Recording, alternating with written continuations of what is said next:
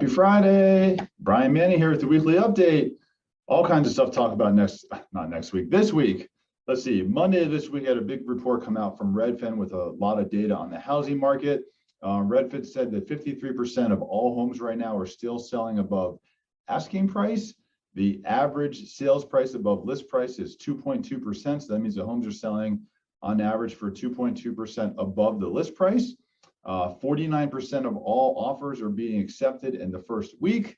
And what else is impressive is that 18 days is the average amount of days across the country from the list date, so the home that the day that a home goes on the market for sale, to going under contract. So all really good housing info. Tuesday this week, we got more info from Redfin that the media latched onto. And the media report for Redfin was that 15% of all purchase transactions are canceling, which sounds like a scary number.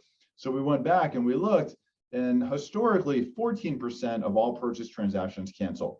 This is really based on whether you can qualify for a mortgage. Primarily, it's really usually due over inspection issues. Maybe your buyer gets cold feet. There's a bunch of reasons why someone would cancel. Certainly moving from 14 to 15% is for something for us to pay attention to, and we definitely want to watch this number going forward. But is it something for the media to latch onto and really just spew the negativity associated with it the way they did? Definitely not, and I wouldn't agree with that. Wednesday this week, we got CPI. So CPI is the Consumer Price Index. It's a gauge of inflation in the U.S. economy. It was a really hot reading. On a month-over-month basis, inflation was up 1.3%. On a year-over-year basis, inflation was up 9.1%. And what's really notable about this is we have a Federal Reserve meeting coming up on July 27th. And going into this meeting, it was really widely thought that the Federal Reserve would hike rates 75 basis points or 0.75%. But now you're starting to see more and more Fed governors come out and say that they're in favor of a 1% rate hike. I actually would not be surprised if you see on July 27th, 100 basis point or 1% Federal Reserve rate hike, because they're doing this to combat inflation. We've talked about this a bunch in the past. That does not mean the mortgage rates are going to rise 1%. Actually, it could be quite opposite. So inflation is the arch enemy of mortgage rates. And as inflation moves higher and higher, it's what's causing mortgage rates to go up. So as the Federal Reserve is combating inflation and they're hiking rates, eventually it's going to work. They will eventually bring down inflation, and that's going to be a positive for mortgage rates. So again, July 27th, if the Fed hikes rates 1%, that does not mean July 27th, mortgage rates go up by 1%. Another thing I want to bring up is, there's a lot of talk about peak inflation. I don't really think we're at peak inflation yet.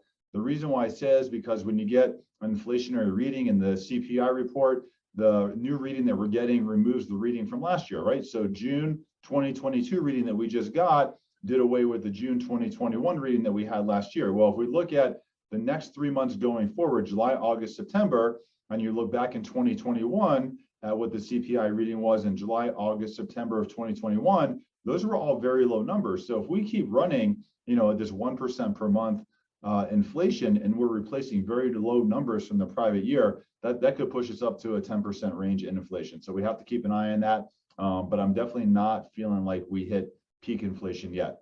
Thursday this week, we got initial jobless claims. So every Thursday we get initial jobless claims. That's how many people newly file for unemployment. This number was up by 4,000. Normally that's not a startling number, but on a week over week basis, we're starting to see more and more unemployment claims be filed. The reason why we bring this up is because unemployment is typically going to be the leading indicator of a recession. We'll look at a chart here for a minute, and it'll give us some feedback on what happens with unemployment and recessions.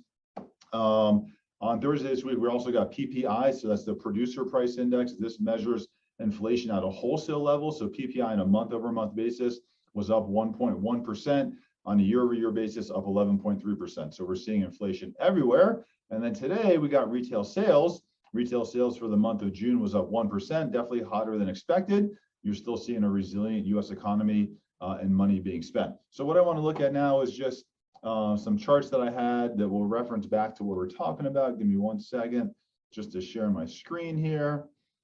So I know we've looked at these in the past, and I just want to look at it again. So this is a chart that shows unemployment rates and recession. And every time you start to see unemployment change and move higher, you always see a recession follow. This goes back to the late 40s.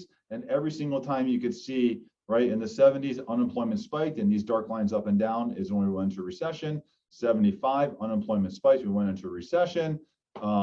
pushing back to 2008, 2009, unemployment spike, went into recession. 2019, we started to see unemployment spike and we started to see moving into a recession, and then we had COVID. And right now we just need to watch this closely because we have not seen unemployment spike yet, and we're not seeing the labor market deteriorate in the US. But if we keep getting higher and higher numbers for initial jobless claims, that's going to be a good leading indicator of us for a recession. The second item I want to look at, since we already talked about inflation today, it was just a CPI report and just where all these numbers are coming from. So we had CPI, or Consumer Price Index, increase on a month-over-month and year-over-year basis. The question though is like, where's the cost going up? So rents on a month-over-month basis were up 0.8%. On a year-over-year basis, rents are up 5.8%. We're definitely seeing a strong market for first-time home buyers, because if you're renting and you're seeing this cost going up and you're looking at buying a home, certainly it makes a compelling fight for becoming a first-time home buyer. Energy prices on a month-over-month basis went up 7.5%. Year-over-year, 42%. Everyone knows you go to the gas pump, you're seeing higher prices. In gasoline here as well, up 11% and 60% year-over-year. Food, 1% month-over-month, 10.4% year-over-year. Used cars, 7% year-over-year. So, without a doubt, in many places in the U.S. economy, we're seeing costs go up on a year-over-year basis. One more thing I want to bring up, and just looking at housing, is, you've heard me say this before, is that you just have to be so careful of what you pay attention to in the media. There was this article on CNBC, and it just said, demand for big mortgages is shrinking as it's impacting the expensive homes in the market. So I looked at this. So typically, in the prior month, the share of jumbo mortgages was 5.28%. So of all purchase transactions, 5.28% of purchase transactions were jumbo mortgage, and that went from 5.28% to 5.25%. Would I say that the demand is shrinking if you go from 5.28 to 5.5? Definitely not. Without a doubt, you have to be careful. The media is so negative; they get paid to sell negative headlines. And looking at this information here, it's just kind of like baffling of where they even come up with this stuff. I do want to say thank you to MBS Highway, Barry Habib. We get a lot of our information from those guys. The slides that we have here, we get from them. So I do always want to give credit to them and say thank you so much. I'm around all weekend. If you have any questions, let me know. If you want to go through our strategic buyer consultation, give me a call, get pre-approved, give me a call, call me on my cell phone, text me. Happy Friday. I hope you have a great day.